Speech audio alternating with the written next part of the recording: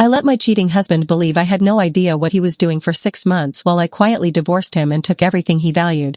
I'm 34F and my husband is 37M. His name is Marcus and we've been married for 9 years, together for 12 total. We have 2 kids, a son who's 7 and a daughter who's 5. Marcus is a corporate attorney and I'm a physical therapist. We've always lived comfortably, nice house in the suburbs, good schools for the kids, vacations every year. 6 months ago I found out Marcus was cheating on me. I wasn't looking for it. I had no reason to suspect anything. He wasn't acting differently. He wasn't coming home late more than usual. There were no suspicious texts or calls that I noticed. What happened was I got a message on Instagram from a woman I didn't know. Her name was Bethany and she sent me a long message saying she'd been seeing my husband for 4 months. She said she felt guilty and thought I deserved to know. She sent me screenshots of their text conversations, photos of them together, hotel receipts, everything.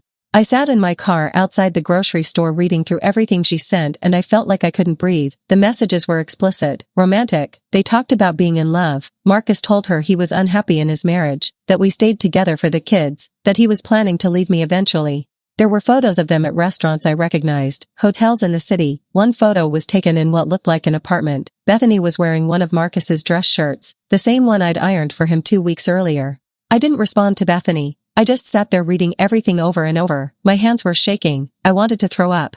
When I got home Marcus was playing with the kids in the backyard. He looked so normal, so happy, like he wasn't destroying our entire family behind my back. I put the groceries away and made dinner and didn't say a word. That night after the kids went to bed Marcus kissed me goodnight and told me he loved me. I said it back automatically. I felt numb. I didn't sleep that night. I lay there next to him thinking about what to do. My first instinct was to confront him immediately, to scream and throw him out, but something stopped me.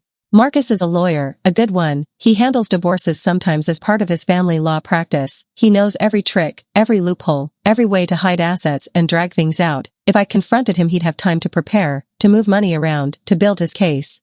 So I decided to wait. I decided to let him think I had no idea while I quietly got everything in order.